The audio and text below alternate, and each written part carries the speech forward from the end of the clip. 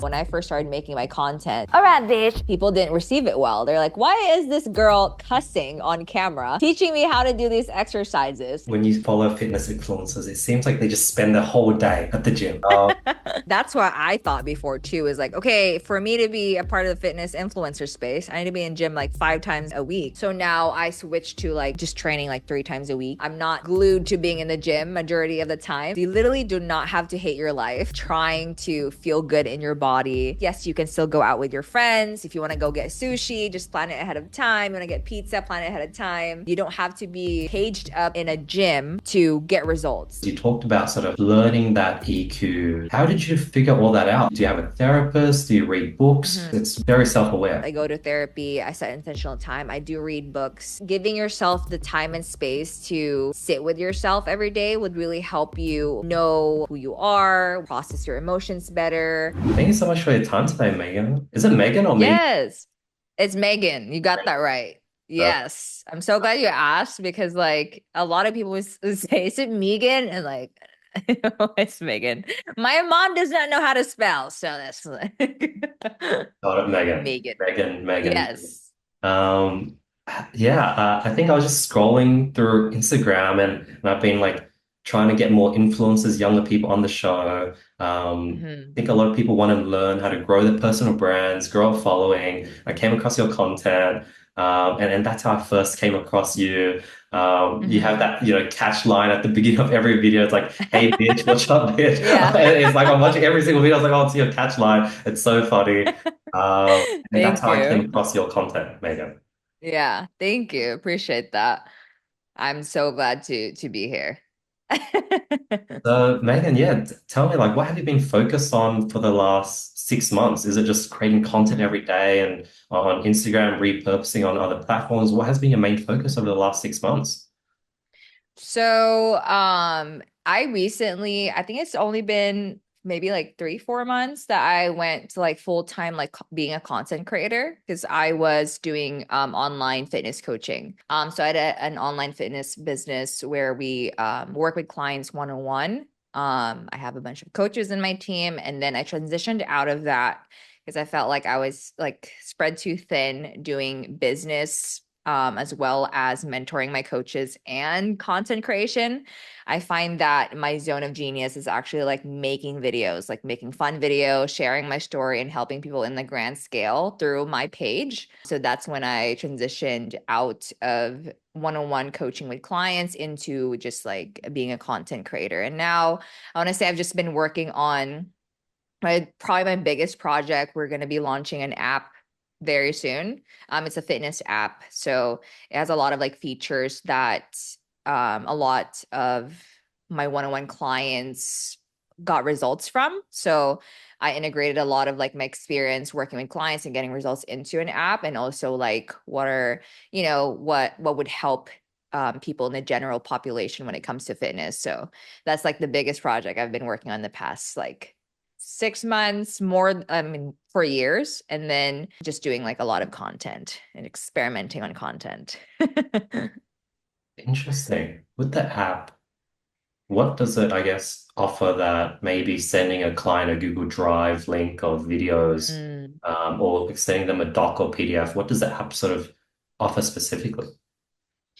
So with the app, it has like the videos showing you how to do the form, the exercises, right? I think that's like the biggest, I think that's a huge gap when it comes to people that are starting out in the gym, wanting to actually get results. It's like no one's showing them how to do that. So that was especially since like my content revolves around like teaching people how to do specific exercises. So it does have like form videos. It also has like an education tab on it as a resource to teach them how to use the tools. Because a lot of the times with fitness apps, it's like, here's your workouts, here's your nutrition, here's recipes, but like no one's actually explaining where to like putting things together, basically. So it has like that key element to it, the education side of things. So it's kind of like, I want to say, school, is that what it's called? Like yeah, it's kind of like school and fitness app put it into one, and then a tracker too when it comes to their progress. Like that's a big one. So it has like um a macro and calorie calculator. So a lot of people are like, I don't know how to calculate my calories and macros, how to do that. So it has that on the app. And then in the near future, we're planning on integrating kind of like my Fitness Pal, where you scan food in there, where you log in your food. So everything is I want it to be like all in one. So yeah. That's pretty epic. Do Thank you you. have developers in-house working on, are you hiring an agency to develop it? How are you going about creating this app? Yeah, so I'm working with an app developer at the moment. So we're collaborating on this project because um yeah, it took a very long time for me to pick out an app developer to work with, but I really wanted to work with people that are actually in the fitness space that understand fitness on a deeper level or have coach clients, understand getting results. So it's more aligned with my brand, which is just getting people results. So yeah, I'm working with someone to build this or put this project together. And with the app, like I guess you would eventually want to monetize and sort of create like a subscription for people to use it. Why did you go down that route versus say creating a school community or doing like an Mhm. Instagram paid thing where only people can pay to follow you or join your channel? I just like the idea of, I want to say it's like Megan in your pocket. Mm. So it's kind of like the idea of like, I'm always going to be there with you when it comes to your fitness. You don't necessarily have to, when you go to like social media, when you go to like school, when you go to all these different platforms, you get exposed to all these different like creators, you get distracted. I want it to be just like about fitness and like a one-stop shop, if anything. That yeah, when it comes to me training too, I like to be focused with what I'm doing. So I get easily distracted in between my sets. I would like scroll through social media. So if I have something that just like, this is what we're gonna do, we have the structure, we have the blueprint, you have me to guide you, I'm more likely to actually stay consistent and get results. That's amazing. How long have you Thank been you. on this sort of fitness journey, Megan? Yeah. My own fitness journey, I want to say it's been like 5 or more years now that I've been doing this. Yeah, it's been a long time. I just, yeah, I think about it. Damn. But probably more actually. It's definitely more than 5 years. I want to say 5 years of like creating content. Um, Yeah. and then how did it start? So I'm sort of guessing maybe you had maybe a normal life, then you started working your own fitness, then you started documenting and Mm. creating content, then you started coaching. Is that sort of the storyline? Yeah, yeah. So I honestly was just like posting on social media. This is when swipe workouts were a thing, where you seen those where people would just like post exercises in like a carousel form, but they are not teaching how to do the exercises, stuff like that. There was definitely a gap in the fitness industry when it comes to social media for such a long time with swipe workouts, influencers showing how they're not showing, but just showing pictures or videos that they're working out. And then there's like the science-based gurus in the fitness space that I want to say a lot of people in like their general population just want to live a healthier lifestyle, find like kind of intimidating or overwhelming to kind of digest their information. So there's this like huge gap where no one is making it easily digestible or no one is making it less overwhelming for someone who's very new to the gym. So that's what I've noticed throughout my own journey in fitness. I didn't really have anyone to be like, this is how you do this, this, and that. I just like figured that out on my own as I went with it. And then yeah, and then just been posting content, really dived into social media more when COVID happened. That's when like the online fitness coaching space started like blowing up because before that I was doing like personal training like in person, and then COVID, everything was shut down, everyone's doing online. So that's where, yeah, the content creation turned into something that I'm passionate about too.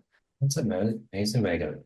And I guess before you started your fitness journey, like let's say 6 years ago, 7 years ago, what were you doing before you started your own fitness journey? Before I was it's so crazy. I wasn't really mindful of my own health. If anything, like, my background, my family didn't really care much about like eating healthy. It was mostly just like you eat what's on the table. And then it didn't help that, my parents also had like bad eating habits where it's like food is kind of like a coping mechanism. So I learned that growing up. So I want to say I've always had an unhealthy relationship with food. That's what I grew up in. And then I didn't know it was unhealthy. I didn't really have that awareness to the problem until I started getting into like working out and doing all these different things. Before that, I was actually going to school for nursing. Because it's a Filipino background, everyone's like, you gotta be a nurse or a doctor or a lawyer. So for me, it's like my family's like, you have to be a nurse. I was like, okay. So I went for nursing. And then at that time, while I was going to college for nursing, I was also working as a dog groomer, which was actually a really fun job, like being with dogs all the time and just like grooming dogs. It wasn't a bad job for a 9 to 5 job. I want to say I was always just like having fun at work. So that's what I was doing for a long time. And then I realized that when I was going to school for nursing that it wasn't really something that I was passionate about. And I took like one of a class as an elective. It was called fitness and health.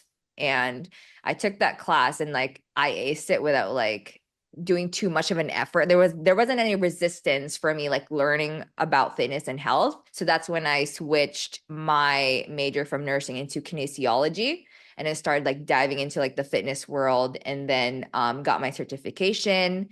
And then that's when I started applying a lot of the things that I've learned through college to my own journey. I've had like mentors in college. I have friends that have been working out before I did. I learned a thing or two from them, how to do like, basic form of exercises in the gym. And then that's when I started like, oh my God, this is actually really cool how like when you do, I feel like it's kind of like when you apply this blueprint, you experiment on it, you get X results. I felt like it was a whole experimentation of my own body that I started like inviting my friends to do the experience with me. So I started coaching my friends. I started like coaching my family and then they started like losing weight and getting results and like um feeling good in their own bodies. And that's when they asked me like, oh, you should be a coach, like you should definitely do this. And that's when I went all in on like going into fitness. So yeah, that's basically how I found fitness, is through nursing nursing school. Wow. And when you started pivoting into sort of doing coaching after all your friends were asking, did you already have a Mhm. following by then? Were you posting on Instagram or were you still at just like 100 followers and it's just your family and friends? No, I didn't have a following. I don't even remember how many followers I had in the past. I was posting content though, even though I didn't have like a huge audience. I was posting swipe workouts, but then like I would post in the caption about like this is what we're doing, having a little bit of like in-depth explanation as to why I'm doing certain exercises. Yeah, that's when I didn't really have any idea about content creation. I was just like, I'm just gonna post. I'm just gonna document my journey.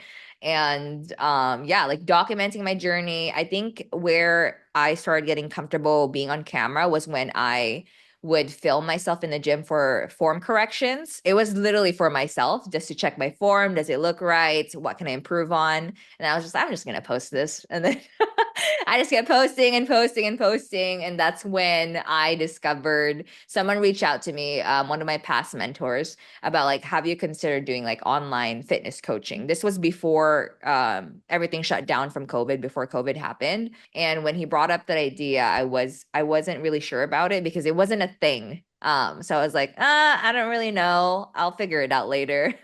So I didn't go into like online coaching right away. I still did what I did before, which just like continuously work my 9 to 5 job, just posting fitness content and then helping friends. And then when COVID happened, that's when I'm like, okay, maybe this is something that I could like take seriously. So that's when, I started getting into like one-on-one coaching. Oh. And after you graduated from that sort of health fitness sort of degree, did you get a 9 to 5 job in that space or are you still doing dog grooming? Yeah.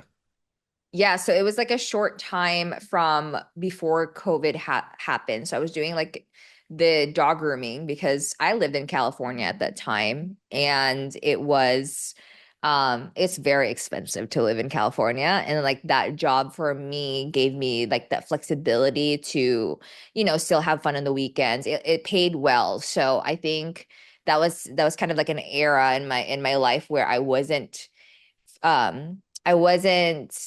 fully confident in me doing like the fitness itself. If anything, I just wanted to stay comfortable with like the 9 to 5 job that paid well, that was like didn't really necessarily need me to post anything online. It was an easy job, so I stayed there comfortably for a long time until I needed to actually get into coaching, which is when COVID happened. Of course, like I felt some sort of like resistance to what I was doing, where I'm like, okay, I'm like not going anywhere in my life. I've been in the same bubble, same environment, not progressing. I have the tools, I have the knowledge. Why am I not like leaning into that? I think it was just like this lack of self-belief at that time. And that's when there was just this moment in my, even though it was paying me well, I want to say my spending habits weren't great. I was like going out on the weekends with friends. It's essentially like escaping my life since I had a good paying job. I lived fine in California. I spent most of my money just like escaping, drinking. I was like doing like weed at that time. I was basically like going in circles.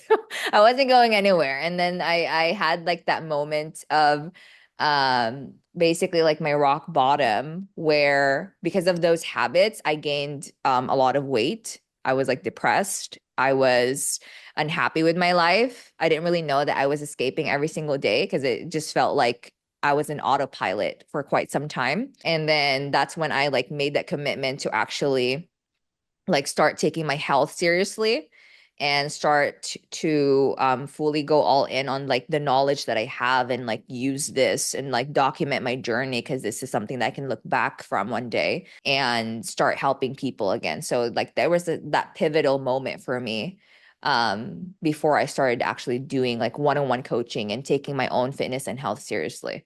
Wow. So that means you sort of grew up in sort of a household that health wasn't sort of at the top of the totem pole. You Mm-hmm.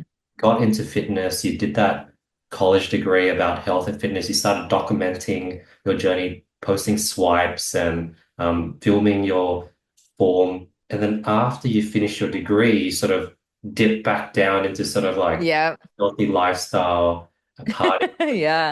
And then you sort of came up. So it wasn't sort of like this No. it wasn't like you figured it out once and you kept on that path forever. Yeah, no, I felt like that rock bottom moment needed to happen for me to understand and see like this is not where I want to be in the future. And like because before that rock bottom moment, I was sort of like what I mentioned in autopilot. I was just in my comfort zone. It wasn't terrible, but it wasn't also the best. I was kind of like in that middle, but I also felt like I wasn't really living to my fullest potential. So me like, self-neglecting, not really doing anything about like my what I have, and basically just like putting that in the back burner helped me see the value in it. So that's when yeah, like I needed that huge dip for me to like, okay, let's actually figure a life out here. And on your Instagram, you have that pin post of sort of your before and after. The before Yeah. was that before from when you were still studying nursing and transitioning, or Yeah. before, after you graduated college and you went through that dip? That was when I was going through that dip where I was like partying on the weekends and like doing a lot of recreational drugs to escape my day-to-day life. So that was within the rock bottom moment of my life. Yes. And the interesting thing is like that version of you, you had all the knowledge, you already been posting on Instagram, documenting your journey, checking your form, you had the degree, so you had all the knowledge already, but it's sort of still, I guess maybe you just weren't aligned with your day job. Yeah, yeah. I wasn't I think it really just comes back to not really having enough. I felt like I was self-sabotaging, if that makes sense. I didn't feel like I was supposed to be that person that's like leading people when it comes to their fitness and health, especially from my background of, like having family with unhealthy eating habits or no one really guiding me on what to do. So I didn't really have that self-belief to be that person to help others. So I just started like, oh, well, fuck it. Let me just, do whatever the fuck and waste time over here. And then yeah, like I just really didn't know how to. I think a part of it too is not knowing how to self-regulate at that time. Like I didn't have the EQ or like the emotional maturity to understand how to process my emotions. Yeah, I was working a 9 to 5. I have all these different, accolades at that time, but I just didn't know how to process like stress. Like even though that's being taught, no one was really like showing me how to do that. So my way of processing stress at the time was like just distracting myself, going out with friends, again, like the recreational drugs, or like stuffing my face with food, and that's like what has caused me to like go downhill basically. And then to sort of build the picture, when you're sort of at that rock bottom phase, I'm assuming you haven't had your first client yet. Did you have a following yet on Instagram or still not yet? No, Okay. no, yeah. And then what was the next step from there? What was the next thing you started going hard on? Was it just focusing on your own fitness or did you go straight to posting Hmm. content? So I focus on my own fitness first because I felt I didn't have the confidence to post online after like gaining. I basically gained like 30 pounds of body fat, and especially like during COVID it was a very stressful time, so I felt like I needed to work on myself first before I gained the confidence to talk about my journey. I did document myself going through it, but I didn't post it until like afterwards. Yeah, like once I've lost like a good amount of weight and I was still filming, that's when I started getting comfortable. Like, okay, I can post this. I can like show them how to do it like this. Cause I felt like if I'm not embodying the person that they want to be, it's harder for people to kind of like pay attention and take you seriously for me. Like that's what my belief was at that time. So I needed to work on myself first before I started like I want to say educating other people and sharing my journey. What year was that rock bottom moment?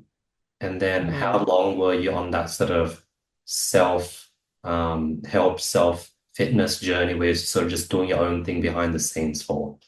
I'm not really sure what year it was. When I started working on myself, I believe it took me like 2 years to do like a full, like I did two body recomp. So basically two phases of losing body fat and building muscle. It took me a long time to get comfortable on camera fully and start like sharing and talking about my journey. Wow, so that means, from the surface, it looked like you were just a natural and you just jumped straight into it. But you spent 2 years to just, Yeah.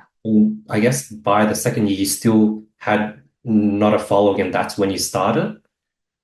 Yeah, so when I first started like making content too, I didn't know, like I didn't have a guide to creating content when it comes to fitness. When I joined my mentor at that time, like he had this whole course about like building your business online, and then he would just give us kind of like list of ideas of like what to make with content. Like he would strategize it as like, okay, you got to post like value content, connection, and then like social proof. Because I didn't have a client at that time, I used myself as social proof. So I just posted like my before and afters, the value I was posting. I want to say I was kind of leaning towards like the science-based community because I wasn't comfortable showing more of my personality. Like how you see me now is like literally night and day from how I used to post content. It was very like by the book. This is this, and that, which makes sense. No one was like paying attention, because it wasn't like easily digestible for the viewer. And I feel like a lot of like fitness coaches struggle with that when it comes to making content is like they think that, at least for me, I think that if I like dumb it down, that would equate to my level of knowledge, but it's not the truth. It's actually just like I just want the people that's watching to understand. So when you start from not having guidance when it comes to making content as a fitness coach, you always start with I'm using these big words to tell you this and that because like I'm smart. So but it doesn't really make sense. Like there's a huge disconnect from the viewer and you as the coach who's creating the content. So that was kind of like my content before. It was like very straightforward, this. And then when it comes to the connection, I would share about my journey, my struggles, mindset wise. And yeah, I just kept posting, kept posting.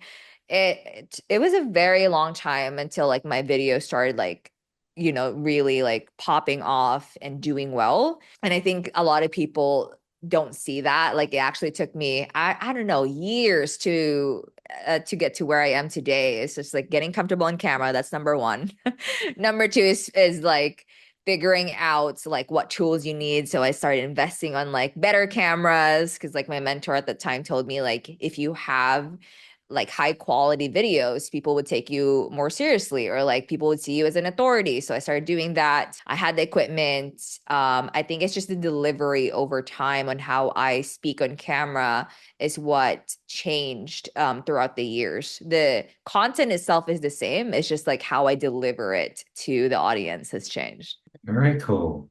So you were at rock bottom. 2 years later, you spent 2 years on just resetting things. At the 2 year Mm-hmm. mark, you started creating content seriously, maybe joining that program, learning about what type of content to create. This whole time, Yeah. you've still been sort of working a 9 to 5 on the side as an Yeah. entrepreneur. At that 2 year mark, how long of posting and did you get your first 1,000 followers or first 10,000 or your first client? I want to say my content as a fitness coach online started doing well probably like I want to say like 7 months after I started.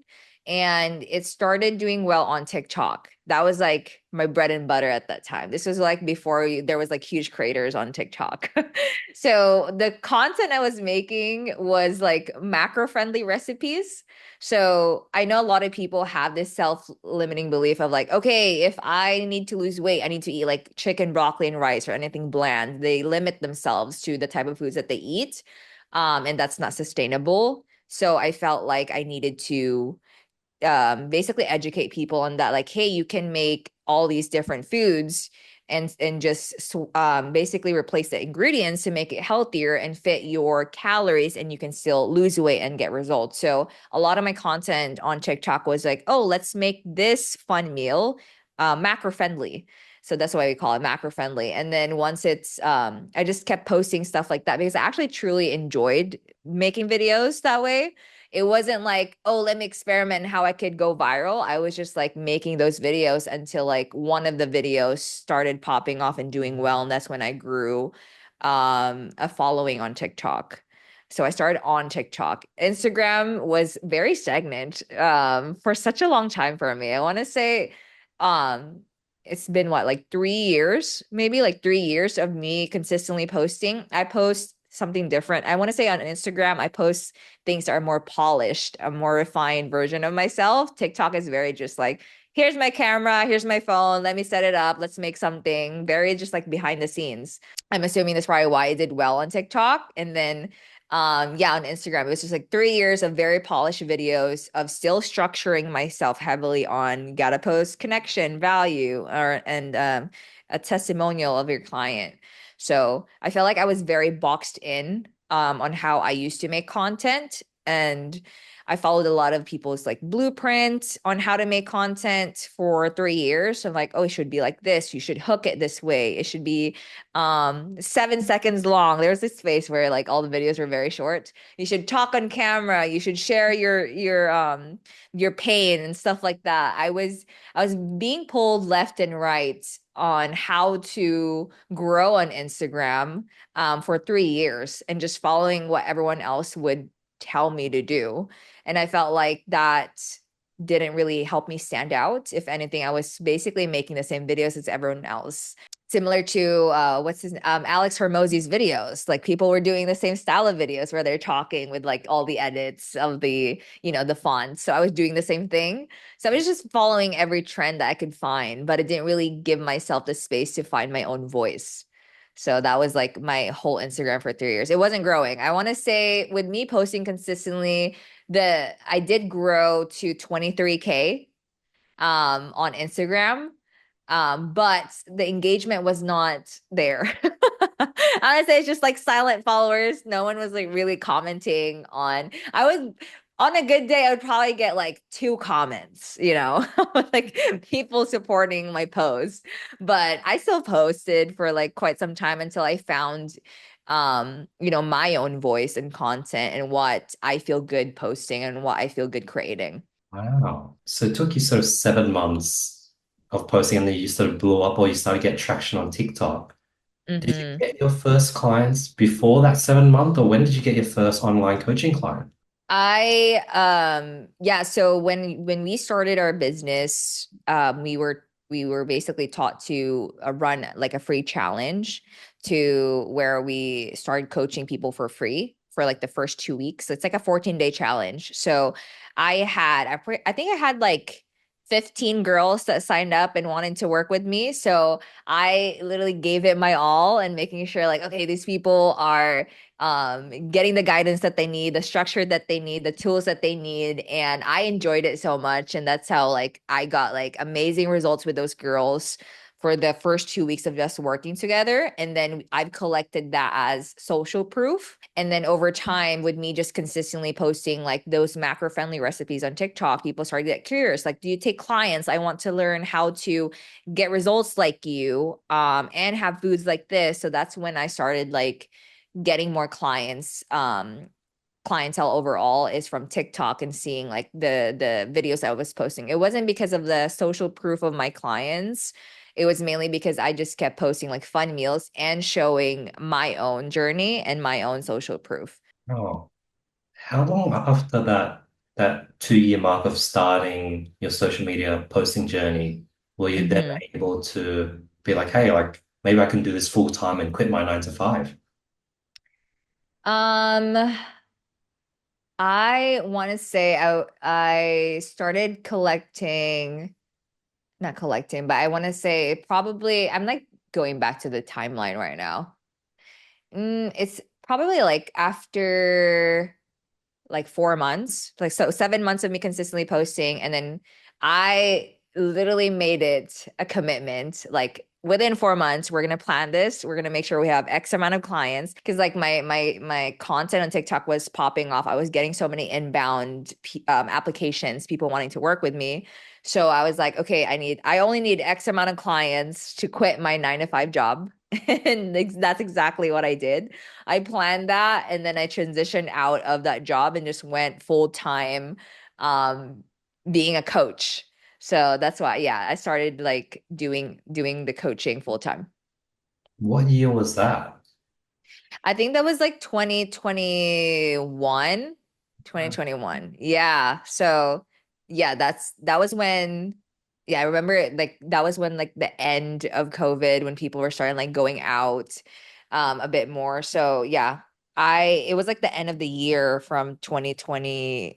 Yeah, and end of 2021 and going into 2022 was when I was like, okay, I'm doing this full time. Epic. So that means over the last, from 2021 to, I guess, 3, 4 months ago, you were just Yeah. doing online coaching full time. You're focusing on Hmm. content creation, and that brought in inbound leads. And that's sort of what you did for those 3 years. Yeah, yeah. So just did the same thing, I want to say when it comes to like creating content though, it was definitely different years before. I didn't really give myself the creative space to post the way that I'm posting now. I want to say it's just like, oh, checking off the box, got this done. Okay, I need to post 5 times a week, do this. I was consistent, but I wasn't, I want to say purposeful or intentional when it comes to like what I was posting. And not until I want to say last year. last year was when I was like, okay, let me actually start sharing more of what I want to post, not because, so and so said this is how I should post. So I want to say the content strategy for me was like listening to my own voice and actually posting what I wanted to put out there. And that started happening like a year ago. How do you go about figuring out that purposeful, intentional content? Like, how do you go away from the one value post, one Yeah. post, one testimonial post? Yeah, how does one figure out their voice and figure out what like hits all the boxes? Yeah. hmm I think for me, I actually got out of being mentored by someone. Because everyone's always like, you need to have a mentor, you need to have a coach, you need to have this, which makes sense. It does help when you have a blueprint to follow. But I needed to figure out what is it that I need for myself and who am I? Like, I think it was like a self-discovery journey that I needed to do for me to get comfortable expressing my full self on camera. So yeah, it was like it's easy to follow a blueprint. It's easy to tick off a box. It's easy to just do whatever everyone else is saying that you should do when it comes to creating content. It's so much harder to be comfortable with your own voice and be comfortable with creating something from scratch and just going with it. So yeah, I did like a whole self-discovery journey of like figuring out what is it that I want to build.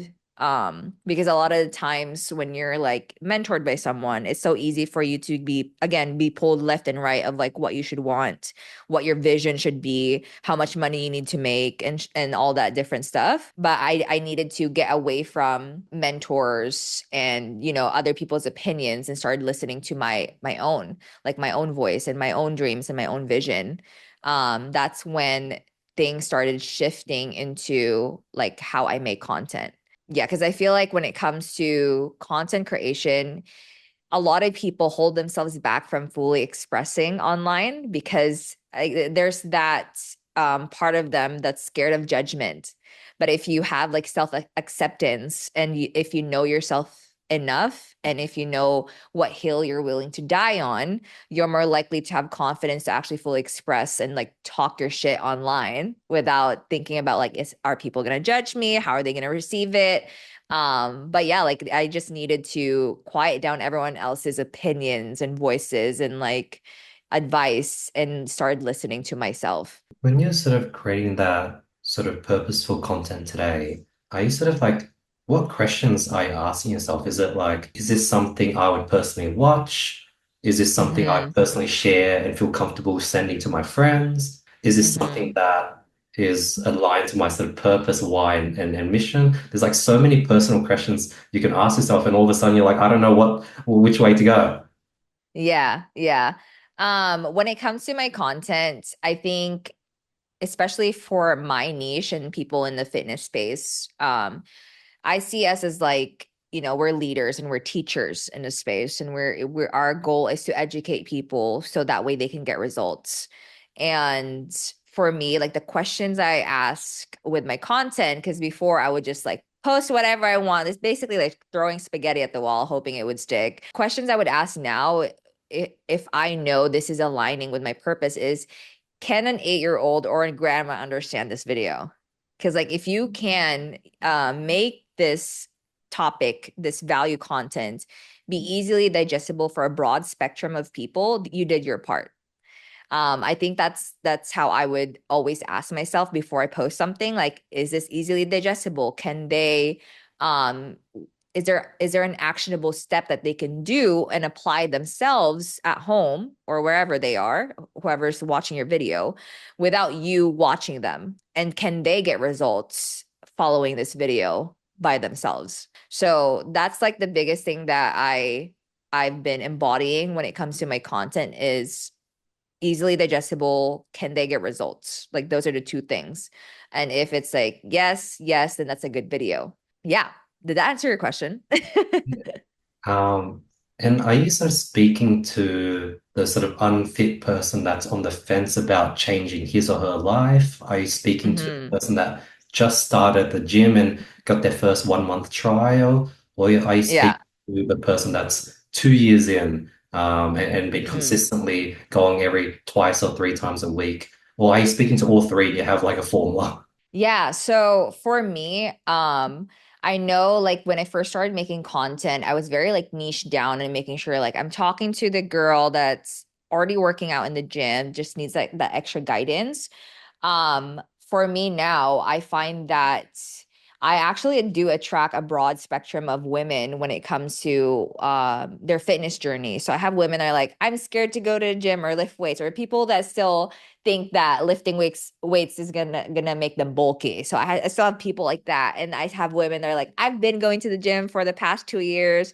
I just want to get better at it. So depending on like the value video that I'm posting, since I am posting a lot of videos that are like form corrections and doing a certain exercise, and how I teach it is how to do it better. So it's like you have to get comfortable. I want to say I'm speaking to the women that are open to getting comfortable with learning new exercises, even though they haven't been in the gym. And I know like I would get, comments or people saying like, "Oh, you should make like at home videos or beginners." Like, but I want to speak to women that are already like have done their work when it comes to doing the breakthrough, not needing to drag their ass or feet to go to the gym. Like they are showing up. They just need to learn how to do it better so that they can get better results. And Megan, do you just have like a list of all different exercises and form corrections that you haven't Hmm. yet done, and your goal is just to go through them every single day, and maybe in a year's time you'll run out and you have to restart and just go back to the top? Yeah. Yeah, so for me, how I actually structured it was not um it wasn't like, okay, here's the list of exercises, let me like go through them one by one. I went with what is like a common exercise that a lot of women struggle with where they feel it on their backs or they're scared to try. And how can I educate them on this so they can actually try it or feel it on the right areas. So for me, I'm most because at that time when I was still one-on-one coaching, I would ask my clients what are the common exercises that you actually struggle with, or like they would send me form videos, and I'm like, okay, that's a struggle, and I feel like a lot of women struggle doing the exercise that way. So I would demonstrate how they would do it wrong, and then I would emphasize this is how we're going to do it better. So it helped that I had a community of women that are already working out that just have certain struggles with certain exercise. And then how do you go about sort of coming up with your daily video ideas? Like, yeah, do you scroll and get inspiration from the algorithm, or does it Mhm. just come to you somehow? Honestly, for me, it just comes to me. I just love like creating content, and I always like think about like what do they need? Like or what do I want to share? I think like that's the biggest thing because at some point in my content creation journey, I started to lose my voice when I was trying to make videos for other people versus like what do I want to share. I've learned that the best content pieces that I've made were from me disconnecting from my phone and me reconnecting with myself. So when I'm like being present with friends or like when I'm doing something that makes me feel good, when I'm working out, when I'm reading a book, anything that helps me become more creative basically are things that make me feel good, make my body feel good. And then that's when ideas start to flow through me. That's where I would like make like content like this. Good example is like the series that I came up right now. It's like the Baddie Bounce Back. It's like I came up with the idea when I was on vacation. I was like, okay, well, I'm feeling bloated. I don't feel good in my own body right now. I feel like a lot of women struggle with the same thing because they're also on vacation and they want to understand how can I get back to feeling good in my own body. But I also before I went on vacation, I was doing bodybuilding, which is a very um it's a hard sport to get into. You're very like specific, you're overdoing it. It's not for the general population, I want to say. So my thing was I went from extremely bodybuilding to the spectrum to the other side of the spectrum of not tracking my food, not caring about how many times I go to the gym. And I'm like, okay, how can I find that middle ground and teach this to people. So yeah, like a lot of the ideas come from my actual own experiences and wondering like, do other people feel the same way? And then just sharing that online. Oh. And I guess, yeah, I was going to ask, and that might answer the question, like, is there an example of something that you created because you wanted to post and it was something that you wanted to share versus something that you Hmm. created because other people told you that that's what they wanted? Yeah, yeah. I also do go back to what like how my journey was years ago and like this version of myself that didn't have these tools or didn't have this knowledge. Like what would she need?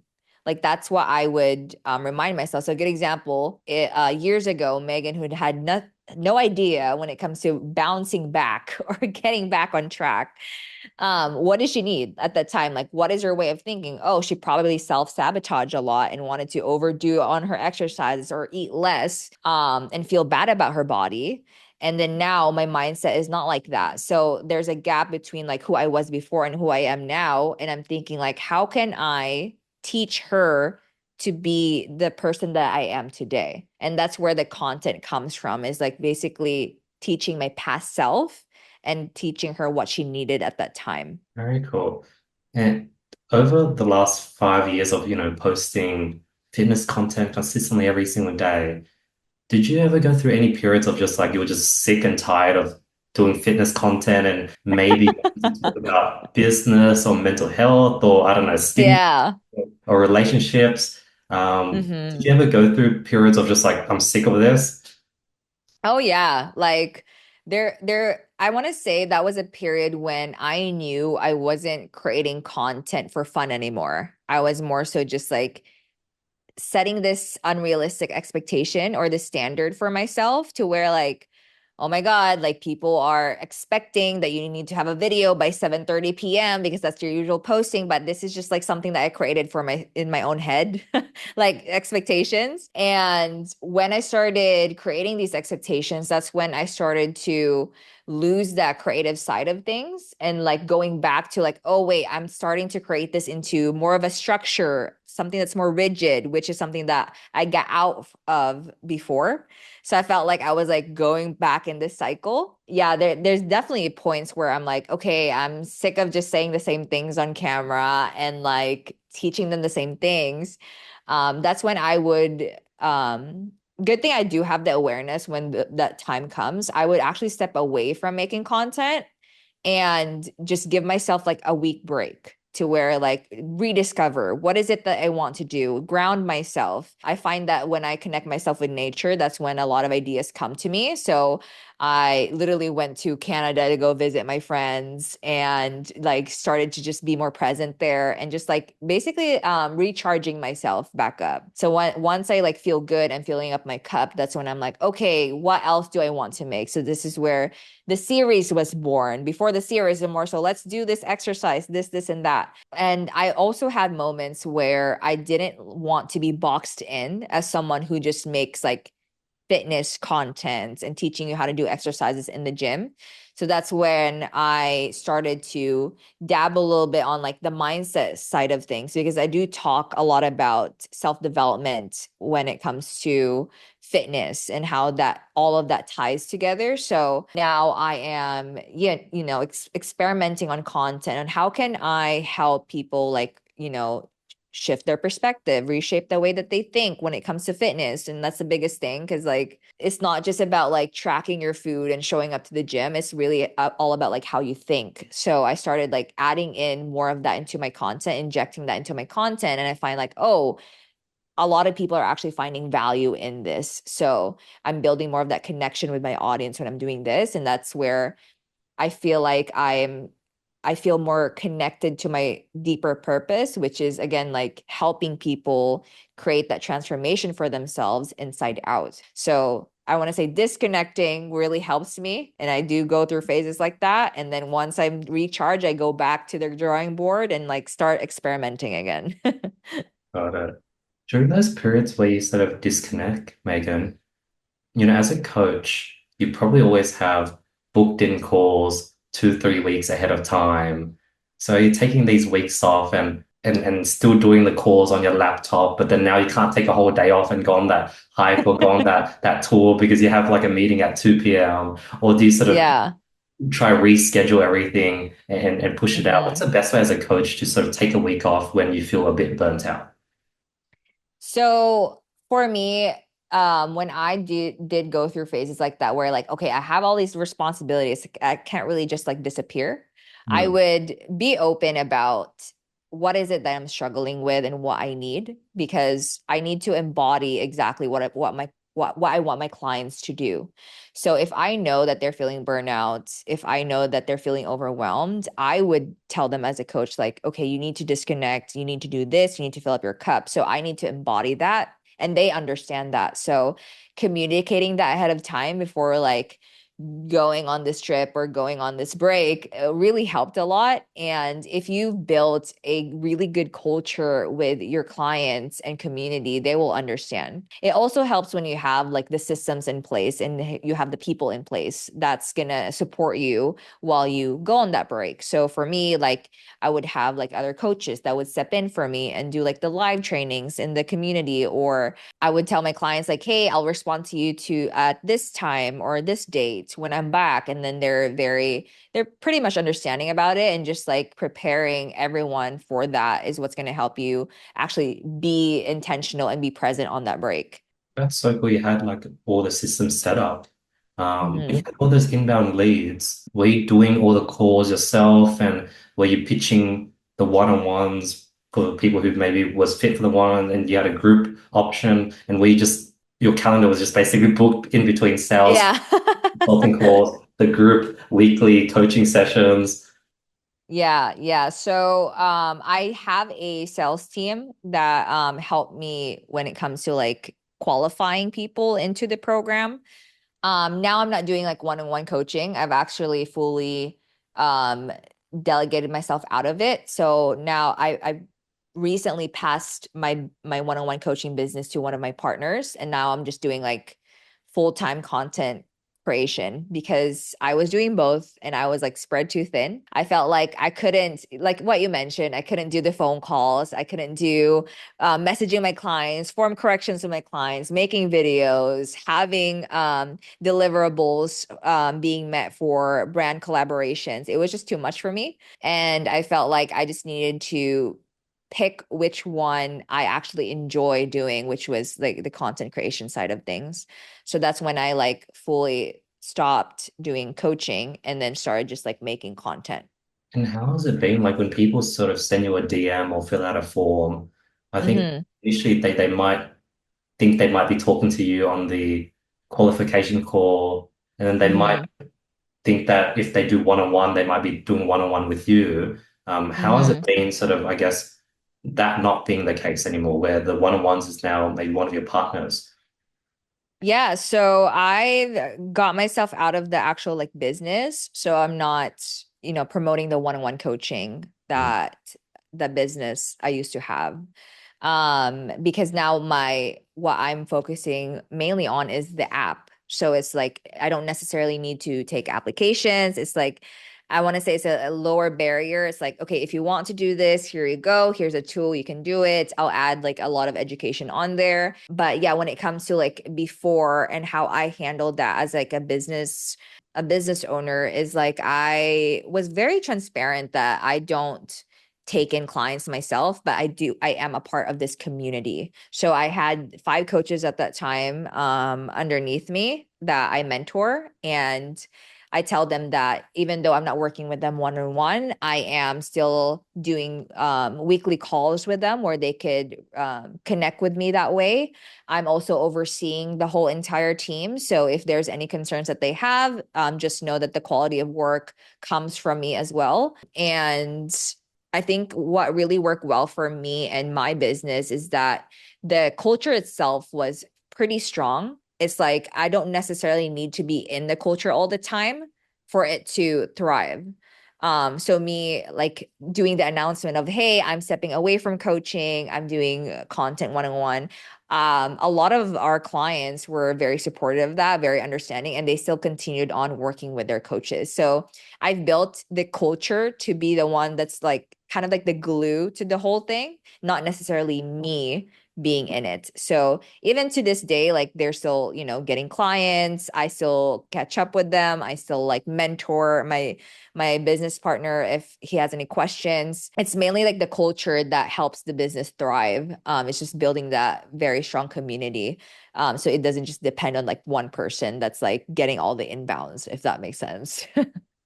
Oh, and with your business, do you have a separate social media accounts for that coaching business, or did all the application come from your own socials? And if you stop hmm posting, you will see a dip in applications. Yeah, at that time, me and my business partner, we were both getting the most inbounds because his social media is also like doing well. He's getting people that are reaching out. When it comes to content, because my content now is, I want to say it's speaking to a broader audience, so it's not niche down. So when it comes to like people that are very serious on, okay, I want to do one-on-one coaching, I want to do this. I wasn't really, I want to say the inbound started to dip because my content started to talk to a broader audience. So it's kind of like you have to pick and choose if you're okay with being niche specific with your content and still doing that and having a lot of inbounds, or growing your personal brand and just having like lesser inbounds. Because like when you have a lot of videos that are like going viral and they're like popping off, like you get so many applications, but it doesn't mean all of them are qualified.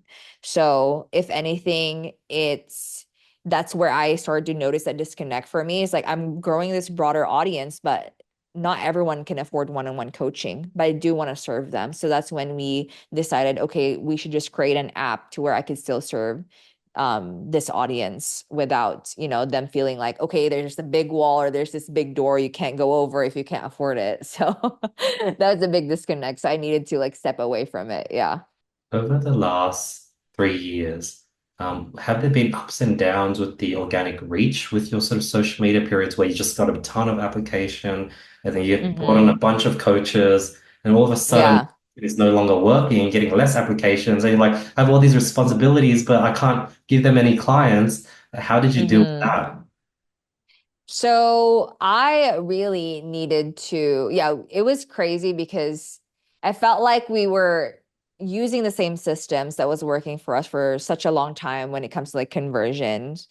The biggest thing that really changed in this whole thing that we put together, this whole system, this whole monster that we have in the back end, is just my content. And there's really nothing that I could change about that because I refused to start making content like I was in the past that I felt super disconnected with, but was converting. And the thing is, when it comes to building a personal brand, it's like it's for the long run. It's not necessarily like fast money. I want to say like the type of content that you make if you're trying to convert like high ticket clients is very much, I want to say you ask a lot, right? It's like, oh, I have this promotion, I have this sale, I'm doing this. But when you're trying to grow a personal brand that you want to be big, if you want it to be big, it's going to be harder for you to build that trust with your audience when you're continuously asking. So I feel like the reason why, that big dip happened is because I just kept giving and giving and giving and giving. And I wasn't asking anymore. And no one's like, oh, are you still doing coaching? Or like, how can I sign up? No one was doing that. If anything, yes, we still did have people that are like, hey, are you coaching? Can I sign up? I would just refer them to my other coaches. But because there was that huge dip, that's when I needed to figure out like, okay, how can I serve my audience and still, convert and do well for myself? That's when I started launching an evergreen product. So I launched an ebook where I condense the whole process I put my client through from one-on-one coaching into the ebook when it comes to fat loss. And I launched it. So I felt like this is what my audience needed because this is something that they can afford. They don't have to commit for like 6 or 12 months because not a lot of people can do that. And yeah, I've been getting like lots of DMs from people saying like, hey, I did this ebook. I'm getting results. I love it. It's amazing. And I just needed to pivot to basically go to a different direction to serve my audience. So when I have the volume of people in my account that's when I'm like, okay, I'm playing the volume game now. I'm not necessarily playing like one-on-one coaching and like talking to people one-on-one. It also doesn't make sense how someone with millions of followers is messaging you on chat. You know what I mean? So there's someone's probably like, is this really you? So there's a big disconnect there. So a lot of people are like integrating like many chat into like their Instagram DM. So I'm very, transparent about if I'm the person that's messaging these people or if it's like an AI bot or something that's integrated in there. So they would know. So a good example is I have a freebie that's pinned on my profile. So, a lot of people would have like a video. If you comment this keyword, I'll send you like this thing. So I have that pin on my profile, and people are pretty much like, okay, I know this is AI that's messaging me back and sending me this ebook in a DM. It's not really Meagan. So yeah, so I needed to be like very transparent about like what works for me with the audience that I have. And the one-on-one coaching was just not working for me anymore. How did you go about learning like all the business side of things, like the ManyChat, the high ticket, building like a sales team, figuring out like an ebook, so low ticket offer? How did you learn all these things, Megan? So I had a mentor at that time when it comes to like building the team. I had someone that like would guide me through, okay, what are, the bottlenecks that I have in my business and how can I create that in the back end. So I had someone to guide me through that. Now, when it comes to like the personal branding side of things, I basically just got like what's it called? A lightning bulb idea of like, okay, I need to make this because that was also a gap that I saw. This is the biggest thing I want to say advice for people is just finding gaps in your space. For me, there were so many influencers that were selling ebooks. They're like fitness ebooks. It was very quick, and I would buy them and download them just for my market research, just to see like, is this actually serving people when it comes to the fitness space? So I bought so many ebooks. And again, going back to that conversation we had earlier, there's science-based creators selling ebooks that's very much in detail that would make sense to a fitness coach, but someone who's a general population just trying to lose weight, they wouldn't understand it, so they wouldn't see the value in it. And there's also influencers that would just put, workouts together, but no explanations behind it. So that's when I saw that gap of like, okay, there's no ebook out there that has both the science and also explaining it to the person that's reading it to make it easily digestible so they can get results. So that's what I did. I basically created the ebook that solves that problem, that fills up that gap. So people started seeing value in that, and that's why I'm assuming that's why it probably converted very well. And I guess your ebook offers sort of the link in your bio. You sort of have that $97 ebook. And is it just sort of like people DM you and just like, hey, click the link in the bio, or people sort of know it Mhm. because they go to your profile? How has that book been converting? Um, right now, I'm not even promoting it.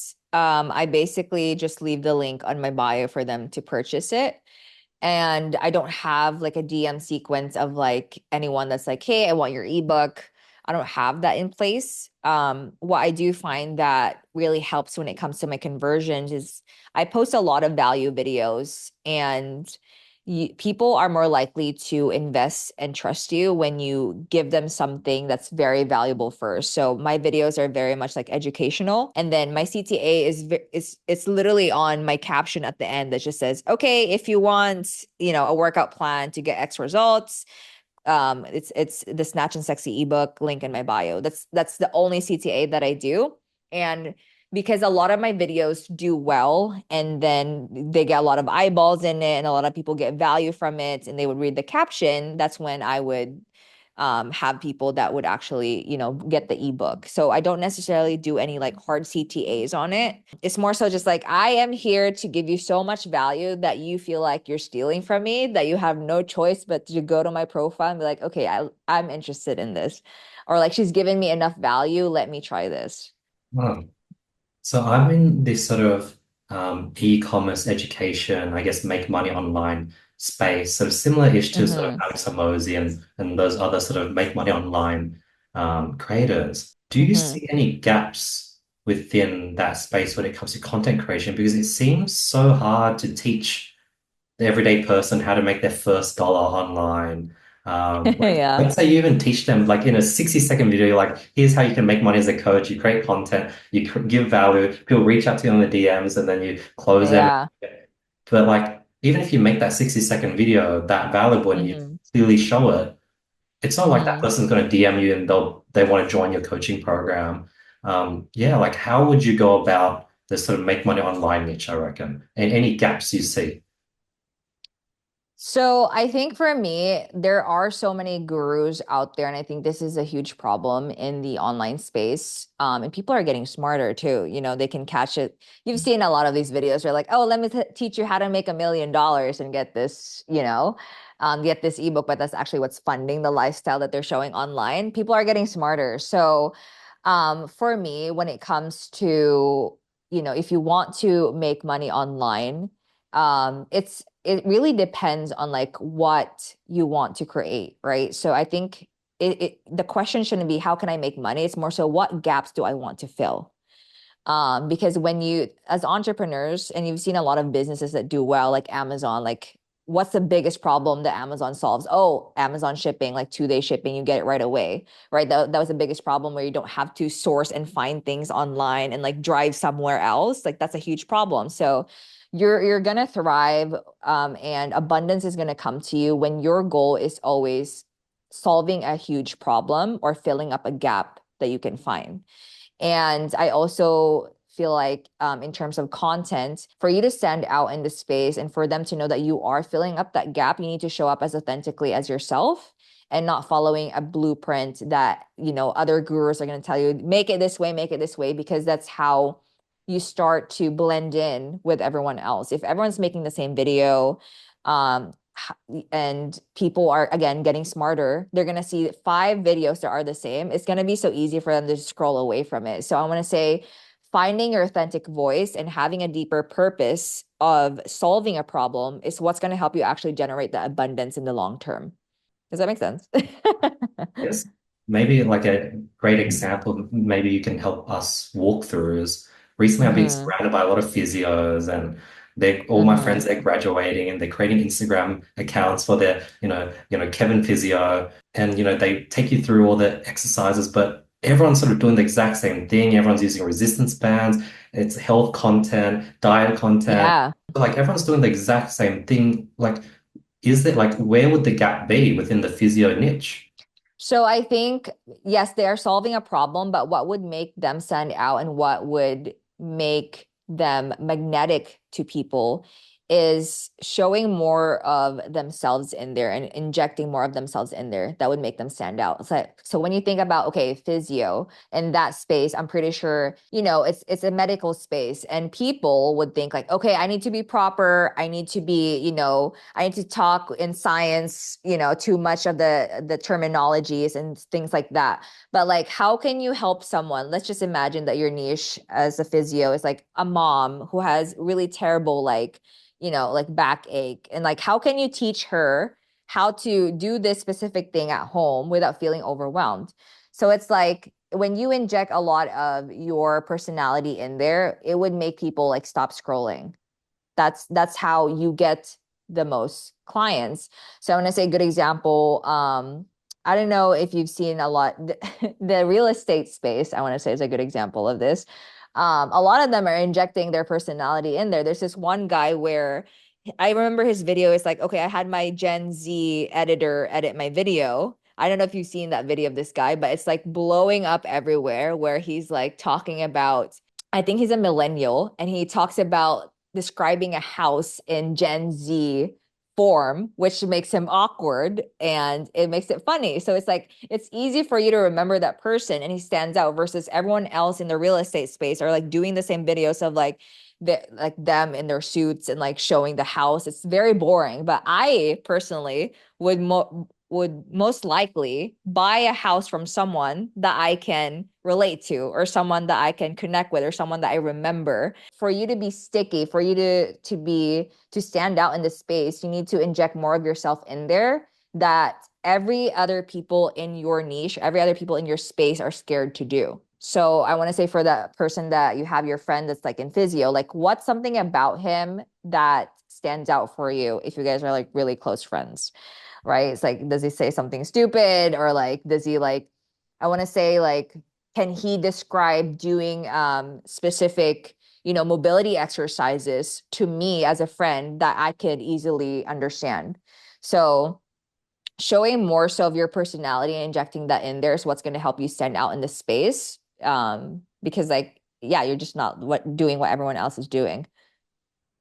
Interesting. And is being yourself enough? Like, for example, I used to follow a ton of Gary Vee, and he used to pop on Mm-hmm. my feed a ton, but I haven't seen him on my feed at all over the last maybe 12 months. And it's been replaced with like, Alex Hormozy, Andrew Tate, Yeah.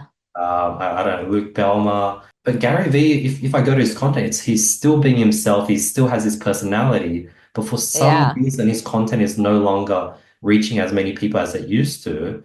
Why is that the Mm. case, you reckon? I'm not really sure what goes on like with the algorithm.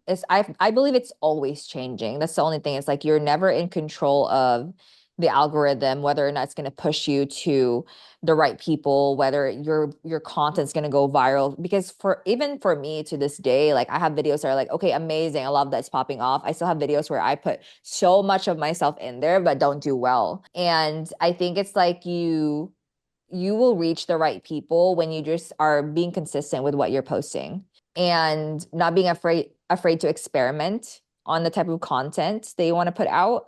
I think that's the biggest thing. And you start to attract the right people, you start to repel the right people too. I think especially like for me as an example, when I first started making my content, people didn't receive it well. They're like, why is this girl cussing on camera, teaching me how to do these exercises? Like they thought I was basically being like a bee towards them, that I'm rude. But that's because that was my very first video and they didn't really understand who I was, which to me it's fine, like I think that's a part of, growing on social media is like your video can attract both people that like you and people that are, don't really like you that much, which is part of the whole thing. And over time, I just kept posting the same thing of like me be like showing up as my authentic self, my personality. I didn't change how I posted, and people started to catch on and say like, "Oh, this is just her personality. This is just who she is and how she talks."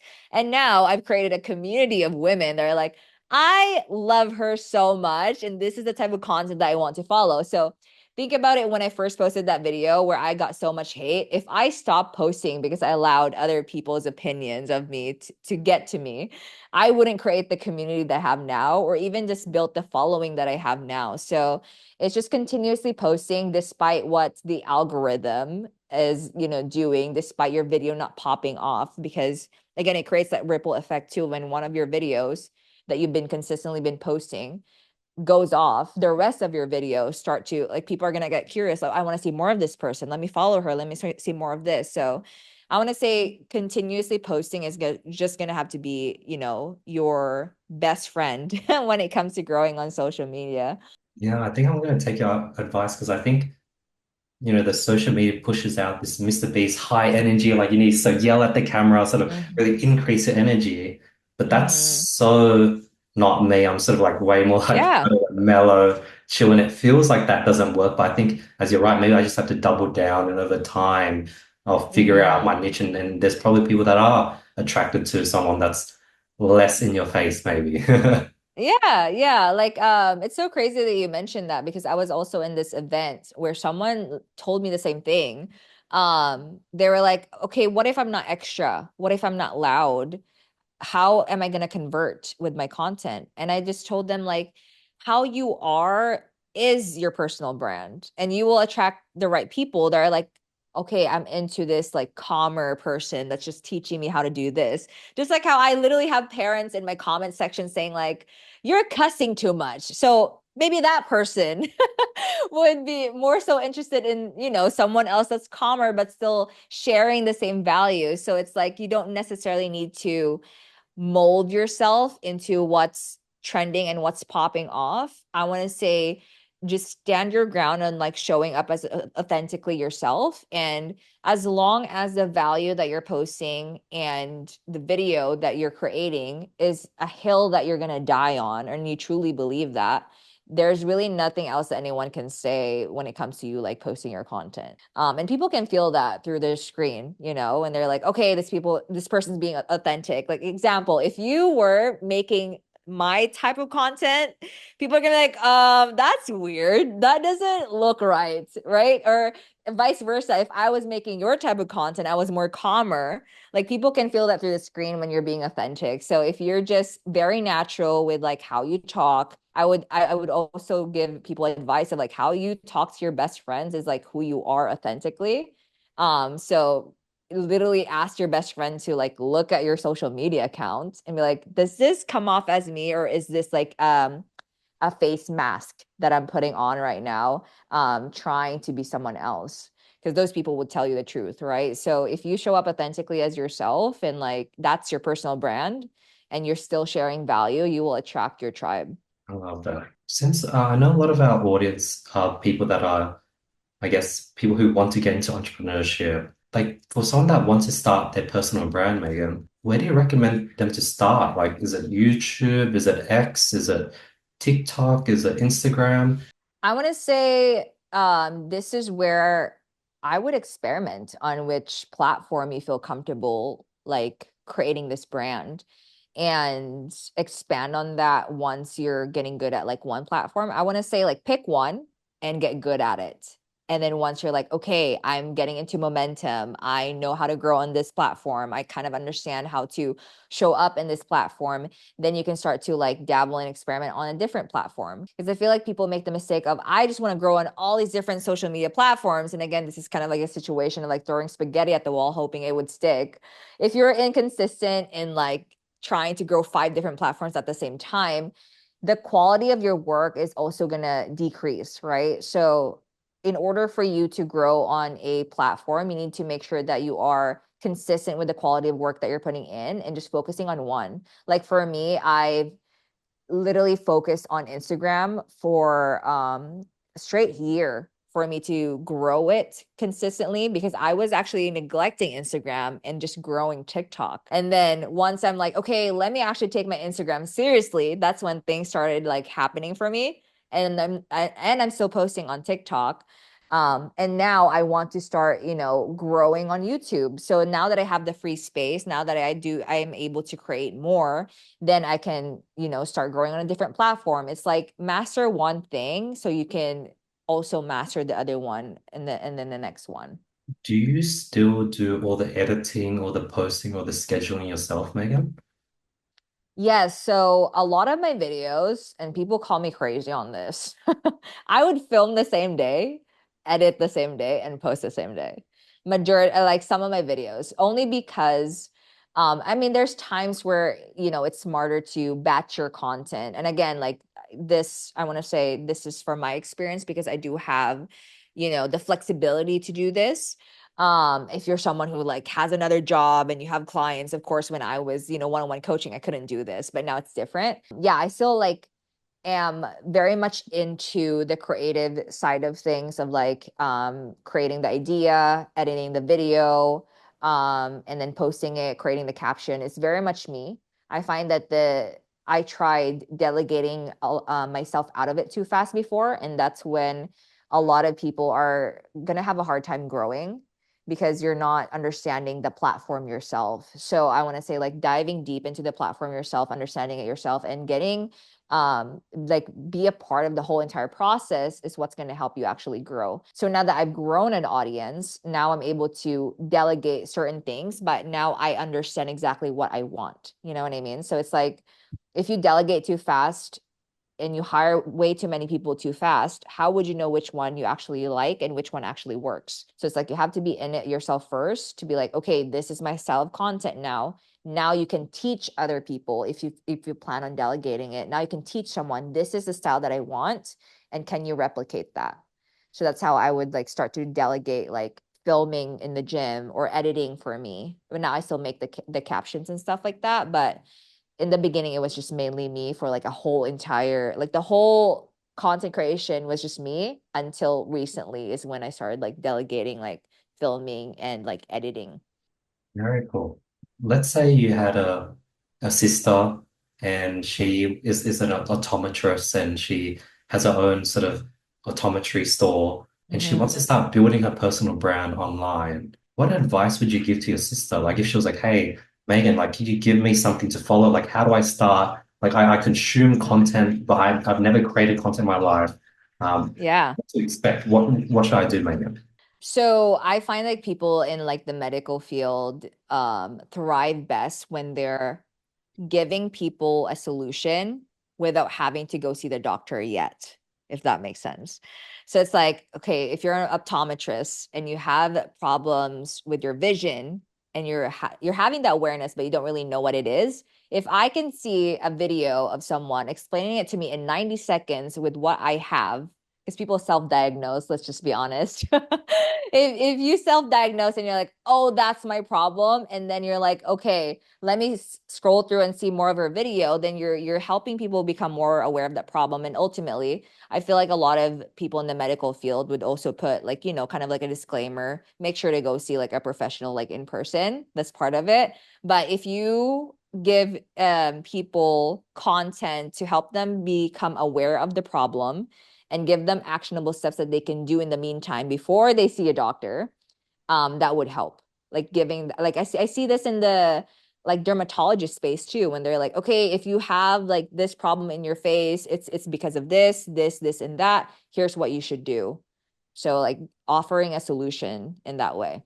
Love that. That was very actionable, and it's sort of like second nature to you. Like I Yeah. just threw a random sort of niche in industry, and you sort of had an answer right off the gate, and it was like a very solid answer. Like, yeah, it shows that you've been definitely doing this for the last 5 years. Thank you. So something that you have talked about throughout this podcast was you talked about sort of filling your own cup, sort of Hmm. learning that EQ, sort of going through that personal, I guess, mental health journey. How did you figure all that out? Like, did you have a therapist? Do you read books? Hmm. You're like, yeah, it's very self-aware. Yeah. So yeah, I do therapy.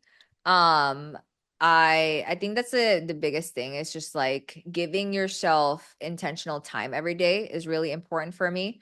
You don't necessarily make it like a structured lot. You don't need to meditate for an hour. You don't need to like journal for hours either. I think giving yourself the time and space to sit with yourself every day would really help you know like who you are, what's going on, process your emotions better. And also like keeping yourself grounded is what's going to help you stay purposeful with whatever it is that you want to achieve. So for me, yes, I go to therapy, I set intentional time, I do read books, and it helps when you read books that you need in that era or that moment. You don't necessarily need to read so many different books and start buying all these different books right away. I want to say read what you need.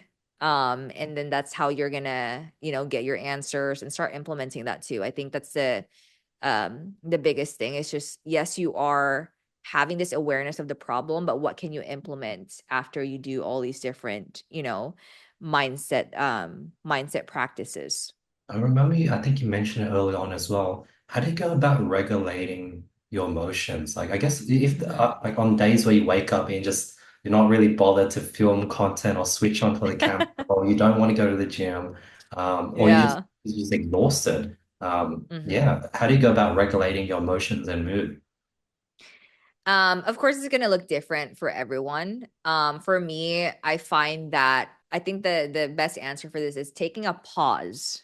Because I feel like a lot of times we're like, I have to do this, I have to go somewhere, I have to drive, I have to like you're very much like rushing to go to places, and like it's hard for you to self-regulate where you're not giving your nervous system time to process and pause for a second. And this is something that I actually struggled with for such a long time.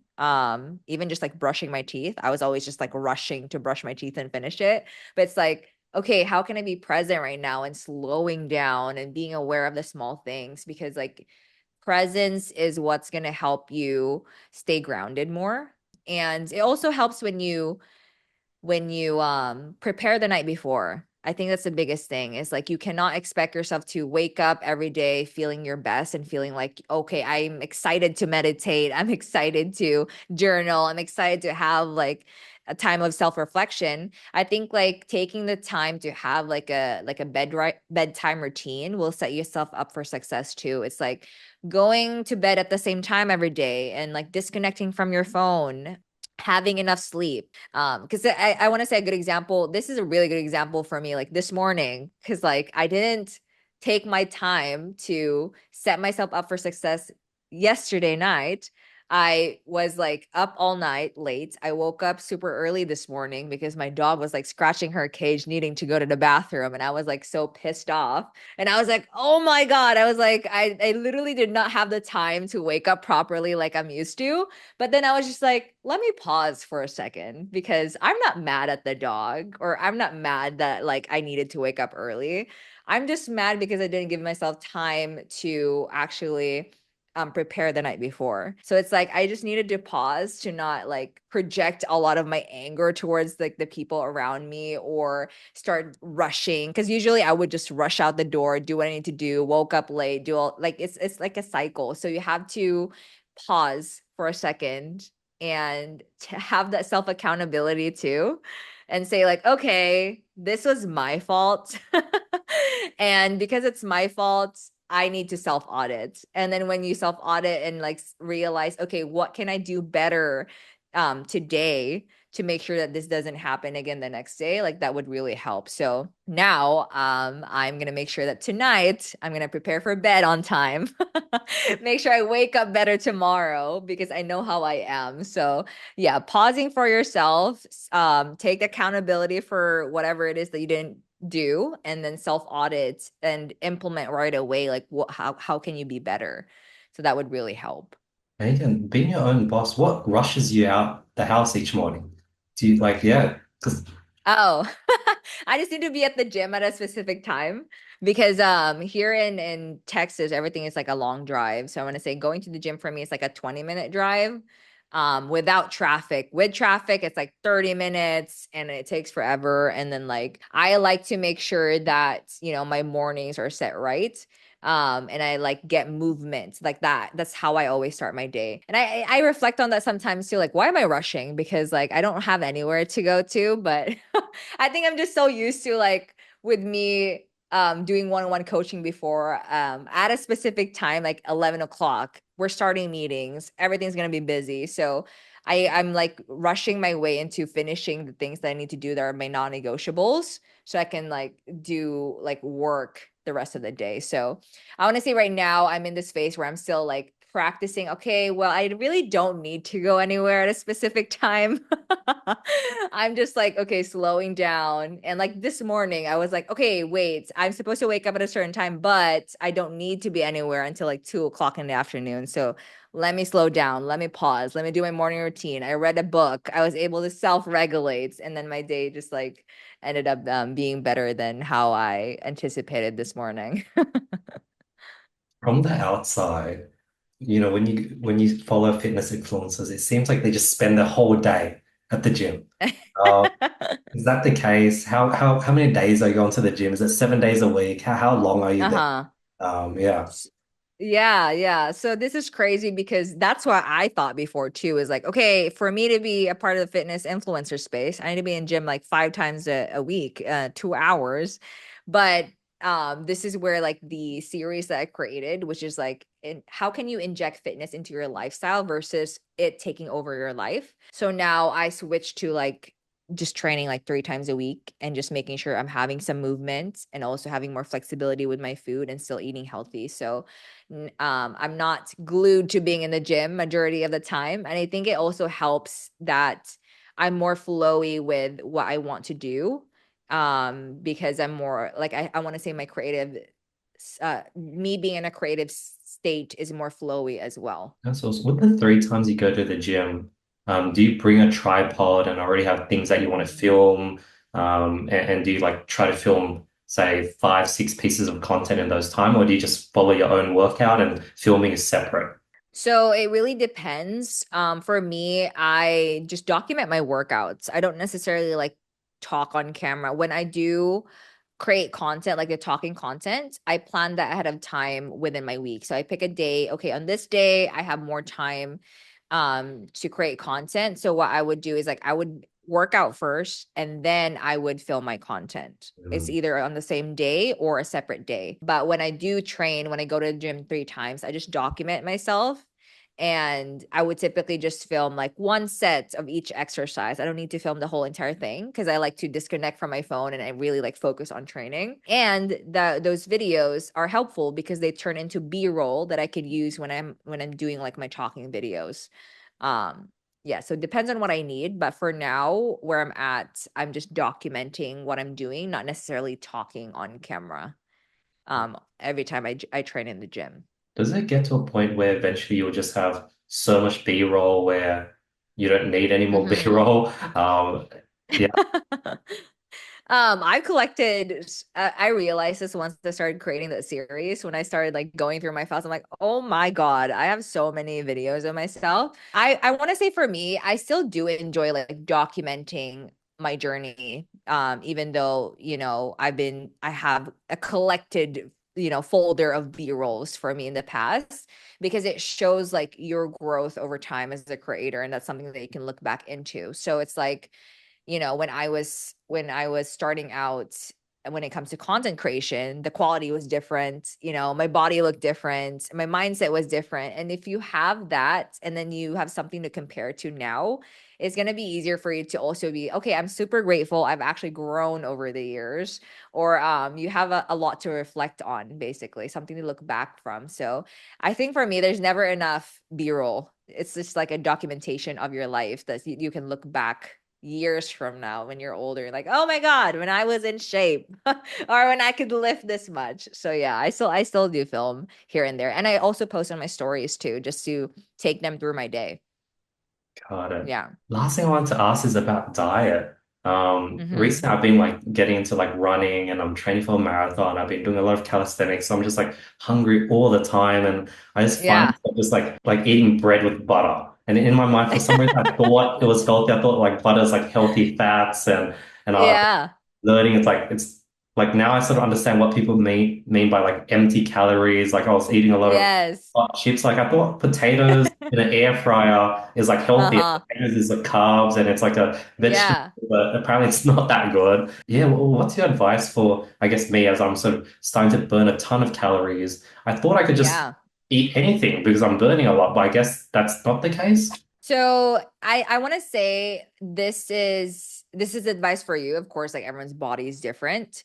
If you do a lot of running, of course, like I want to say your macro breakdown, you need to eat like a good amount of carbs. I find that dieting at that phase, because again, everyone's goal is different. Like your goal right now is not fat loss, your goal right now is not to build muscle, your goal right now is to run this marathon and to crush it. So in order for you to optimally train for that marathon, you need to fuel your body consistently, so that way like you crush your longer runs or your sprints or however it is that you're training. So fueling your body with, I want to say, mainly whole foods is what's really going to help you convert that food into energy so you perform better. So with potatoes, there's nothing wrong with potatoes, by the way. I want to say, when it comes to food, too much of anything is bad, but potatoes are good. They're whole, they're natural, depending on again your body, if it responds well to it.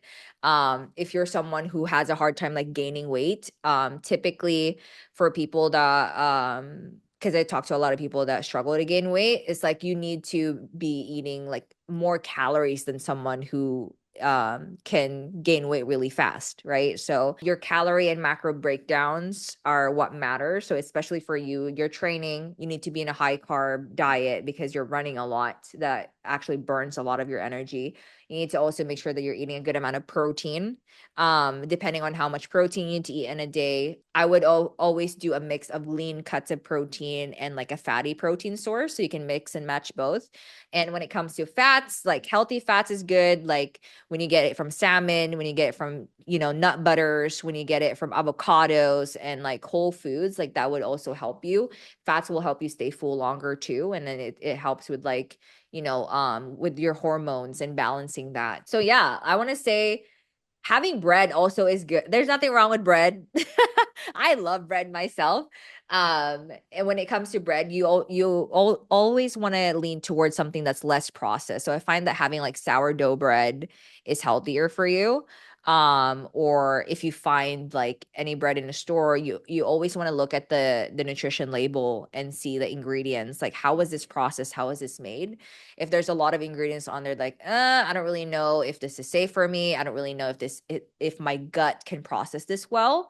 That can compromise your training because if your gut isn't healthy, like you're going to be sluggish, your body's not going to digest well, the foods that you're supposed to convert as energy is not going to be there. So you want to make sure that your gut health is also in check. So having, I want to say for you, is just having like whole foods as the intention with what you eat is what's really going to help you do well with your goal of like running that marathon and just like feeling good in your own body. So it's like not just the calories and the macros, it's really like the type of food that you put in your body that matters the most. Given that just needing to fuel and get more calories, is the Mm-hmm. downside to just eating ice cream, packets of potato chips, is that it's processed and there's like chemicals and that might stuff up my mood or because it's like condensed calories, right?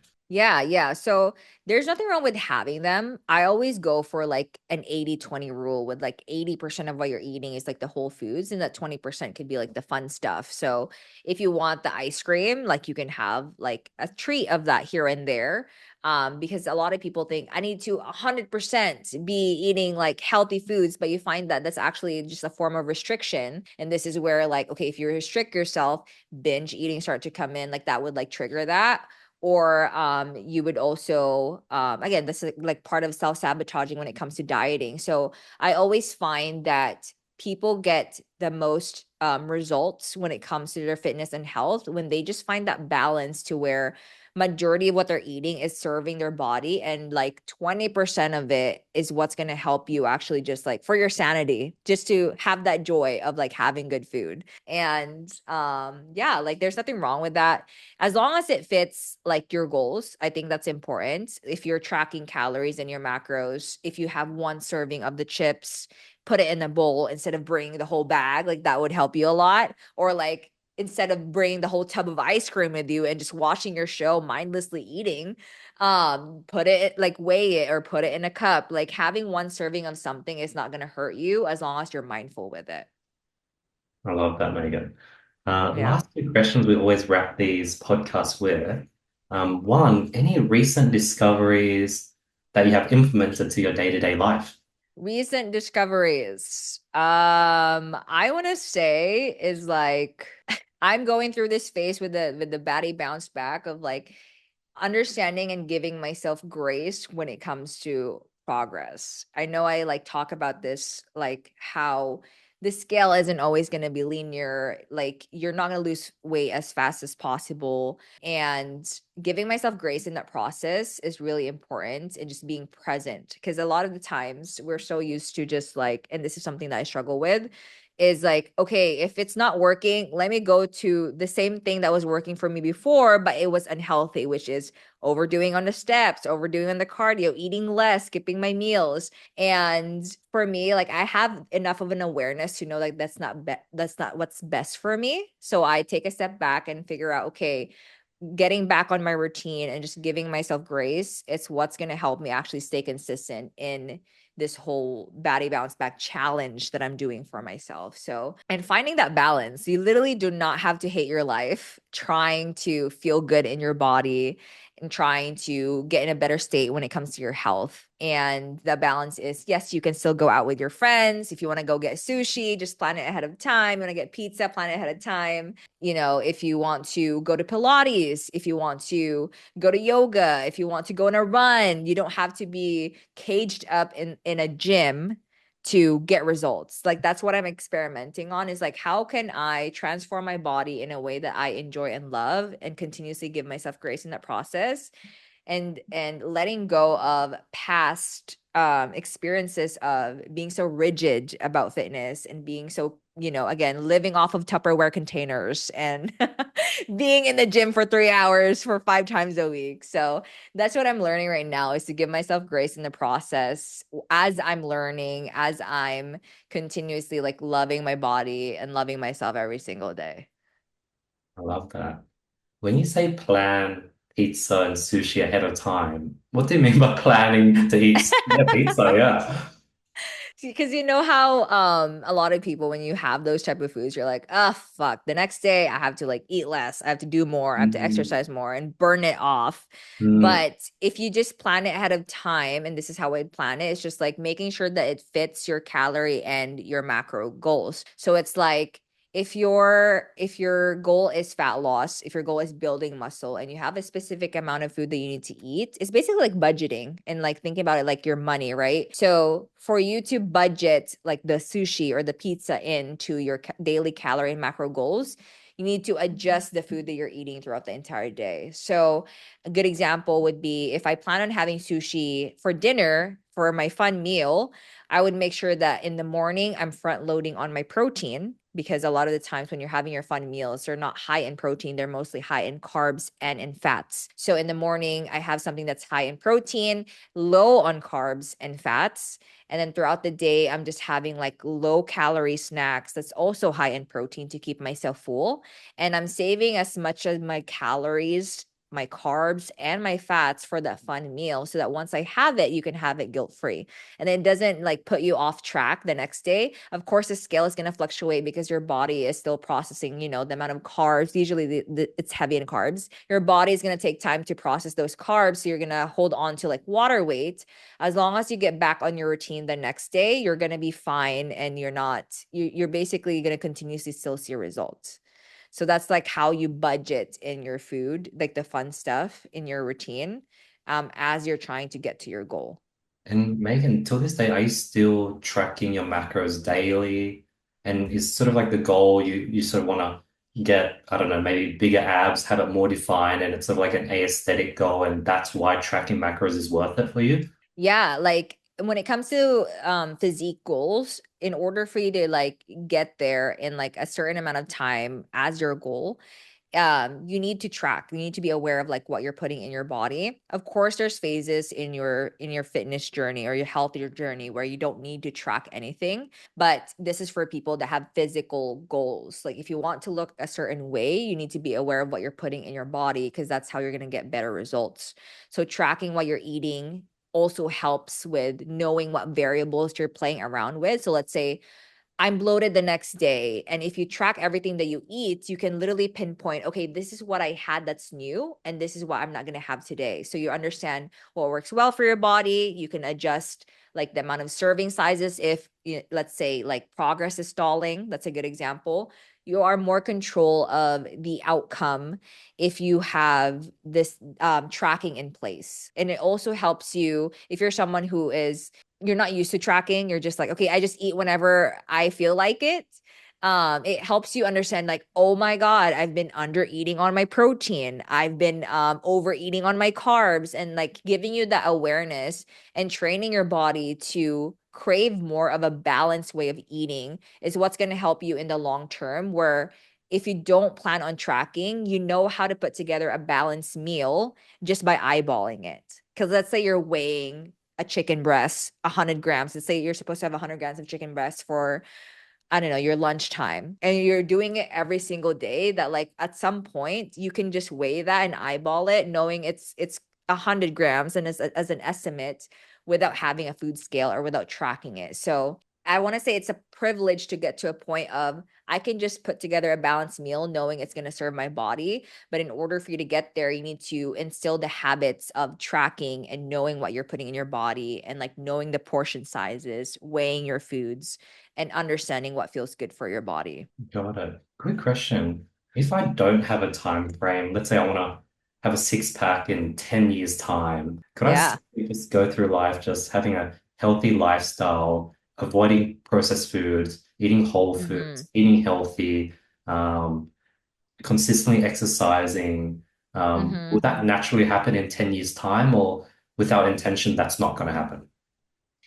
I want to say it depends, because from person to person. Good example, like my boyfriend himself, I want to say he's like a natty freak. Like genetically, he doesn't have to diet to have a six pack. Some people like me, I struggle to have a six pack, and you need to actually like diet down. So like let's say general population, you're not blessed genetically to have a six pack. In order for you to have the six pack, you need to be in a low percentage of body fat.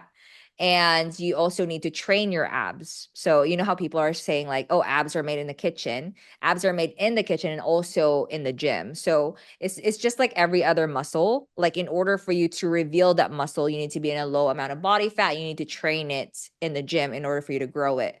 So if that's your goal, then yeah, you definitely need to track, need to be in a low amount of body fat. Over time though, again, like going back to the conversation we had earlier, when you've been tracking for such a long time, you understand exactly what your body needs and what works well for your body, to a point where, okay, I know I only need to eat this amount to start losing body fat, to start getting this result. But it comes from years of experience of like tracking your food, understanding your body, and also like training. Because I have friends now that have been tracking for years that are starting to, okay, I'm not going to track anymore. I'm just going to do runs. I'm just going to have fun in the gym. And they look amazing. But that's because they've instilled those habits that it's kind of like, it's like muscle memory for them to weigh 100 grams of chicken breast and put that on the plate. Do you get what I mean? So it's also like the meal timing and the amount of food that you eat consistently in a day. If you've been so consistent of like teaching your body to be eating at 12 o'clock for lunchtime, at 6 p.m. for nighttime,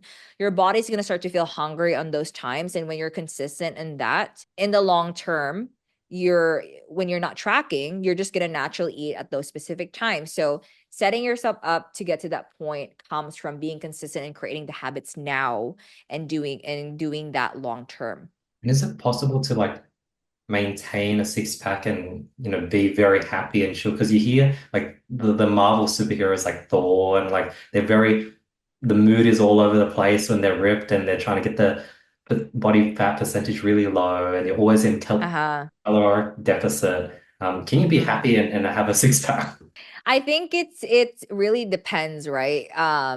Because if you're someone who's been training for such a long time and you've built your six pack, it's like you could live a happy life of being more flexible without tracking your meals and still have that six pack. So it's like good example, like my boyfriend has been training for like 20 years, and it's like even in a high percentage of body fat, you can see his six pack is just like every muscle, right? When you build it, like it's gonna show. Even when you're on a build, like when you're properly going on a bulking phase, it's still gonna show like the shape that you've built. So it's gonna take a lot of, again, consistency in the gym. It is possible. It's just gonna take a lot of consistency in the gym and building that muscle, and also like having the proper diet to support that, so that over time you have the foundation, you have everything that you need, you have the habits, you have the tools, and then you can start to create more flexibility in your life, in your lifestyle of like, okay, I want to travel more, I want to just freely eat ice cream if I want, have pizza and do all these different things.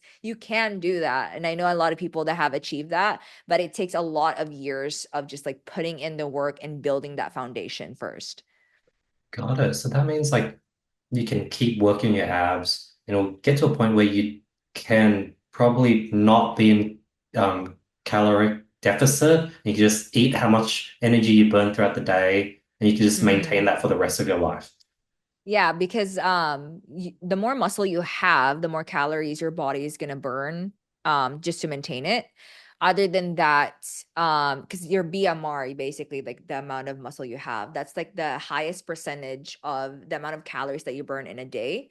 Let's say you've also built the habit of being consistent with being active, like your non-exercise calories or the calories that you burn outside of the gym. Let's say getting your steps in, going on a run, doing all these different things, like that also is like 15% of how much you burn in a day. So that's a huge percentage. And those are things that basically put you in a calorie deficit. You don't necessarily need to like starve yourself to be in a calorie deficit. And also you consistently tracking your meals, knowing your meal timing, and knowing the meals that support your body, you're going to understand when to stop eating when you're satisfied, not when you're full. I think as a lot of people don't have that structure when it comes to eating. I'm just eating whenever, but it doesn't really support you or your goals. So if you're consistent with eating that supports your goals, your body understands that. You start to adapt to that. You know exactly when to stop eating, when you need to eat when you're hungry. And that's how people intuitively eat, is like by tracking and having that structure and being consistent with that structure. Another thing that came to mind, do you eat breakfast and lunch and do you get like a crash afterwards or brain fog? And is there any solution or tips to that? So I typically find that if you're having like crashes like midday, it's mainly because you have a really high like sugar or carb breakfast. So if you can mitigate that, if you could, this is where like again, tracking your food and experimenting on what works best for you is going to help you. Okay, if the food that I ate yesterday, let's say I had pancakes that were like really high carbs, really high in sugar. If I change my breakfast into something that's more savory and not too excess on the carbs, let me monitor and see, am I going to have crashes midday, right? That would help you a lot in understanding what works best for your body. Especially if you're someone who, because again, this advice is very different. If you're someone who trains early in the morning, it's okay for you to have like a high amount of carb because you're going to use that in your training. But if you're someone who's like, I start my morning very slow, I don't train till nighttime, your body's not processing that food. And that's what's going to help you, not help you, but that's basically what's causing you to feel sluggish midday. Your body is not digesting, especially if it's, let's say, like starches, those take longer to digest versus like fast digesting carbs, like starches or anything that's heavy in fiber. Your body's going to have a hard time digesting that if you're not active early on in the morning. So if you're not using those carbs as fuel, yes, you're going to crash like midday. So I want to say adjusting that and playing around. Okay, if I just have like maybe like a medium amount of carbs in the morning, am I still going to crash? If you are, then maybe change the carb option. Like that would help you. So I think it really depends from person to person on their routine. So yeah, I want to say practice on like tracking what you're eating, switching out the foods that you're eating and seeing what works best for you. And definitely the sugar. I find a lot of people crash if you're like having like really like high amounts of sugar early on for breakfast, like your donuts, your pancakes, your waffles, or all that is like gonna cause the crash. So if you do plan on having those type of foods, it would really help if you pair it with doing something active, maybe an hour or 2 hours after you have that meal. So if you like you mentioned that you're running, have that high carb breakfast, go on a run, and still fuel your body with whole foods throughout the entire day. I'm pretty sure you're it's gonna make a massive difference versus just like eating a lot and like being not doing anything throughout the day. Yeah, because my previous solution was just to do intermittent fasting, skip breakfast and lunch, and I'll just like wake up and work for the next 8 hours. And then as I Mm-hmm. started doing the running, I was just so much more hungry. So I started doing Mm-hmm. like a yogurt, mixing like 30 grams of protein, fruits, nuts. And that Yep. I saw a mini dip, but it wasn't too bad because I guess there's any carbs in that. But then I Yeah. started feeling more hungry, so I added in like 30 grams of oats. And then now I'm Yeah. feeling like I sort of want to like take a nap right after. Yeah. Yeah. So I guess I either have to try different sources of carbs, maybe switch out the oats for something else, or Mm-hmm. just eat more yogurt and Yeah. have no. So yeah. Yeah. So for you, I a lot of people feel this too with oats because again, it has a lot of fiber in it. It's gonna take your body longer to like digest. You Mm, can even switch out oats to like cream of rice. I find that a lot of people mm, enjoy that better. Since you are training and you are active, rice is like fast digesting carbs. So it's gonna be mm, easier for your body to convert that into energy and use that when you train for your runs. So you can switch that with cream of rice. You could mix that with your protein powder and add like the berries, the peanut mm. butter, whatever whatever it is that you want to top it off with, that would help. So yeah, I had clients that tell me the same thing. Like, I can't do oats in the morning because I feel this way. Okay, great. Let's switch it with this. And then it does better for them. And I also have clients that are like, I love oats. Like, I feel so good. I feel full. I could go on with oats and they do better with that. So it really depends from person to person. So for you, you mentioned like, okay, it doesn't work for me. I would switch it to like cream of rice, or let's say like if you want something that's lighter, you can have like, if you're into like savory foods, like maybe like sourdough bread with like eggs or like a form of protein, you can have steak or something like that. But yeah, I would play around with like your carbs and see like what would work best for you. And it helps when you know what you're eating and you're consistent with it, because you can simply just, okay, there's this variable not working, let's switch it out with something else. Okay, I'll give that. Is cream of rice a specific type of rice compared to normal rice? Yeah, so cream of rice, it's basically rice, but it's kind of like cereal form. So you just add water to it. You basically prepare it like oatmeal. Mm, So it's the same, but it's literally just like fine grain of rice. So it's kind of like pudding once you prepare it. So it's not like rice. Or if you can also have, I also find for me, like actual rice in the morning actually helps.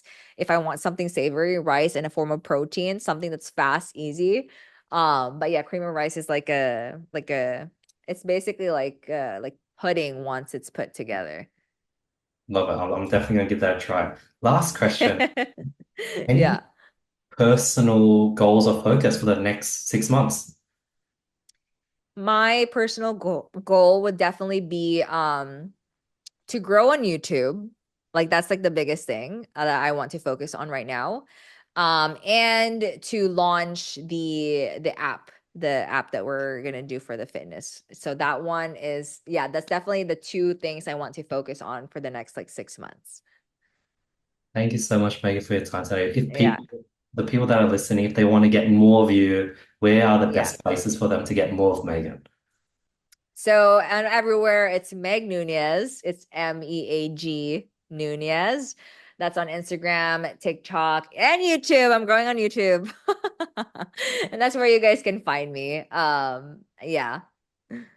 Thank you so much for your time today. I love how real and raw you are. You have like such a high level of self-awareness, but you're also so knowledgeable. Like Thank we you. talked a lot about business, a lot about fitness, diet, and it just shows that you've been doing this for such a long time. You could hit all these different topics, and you should just have a wealth of experience in these things. So I had a fun time on this episode. So thank you.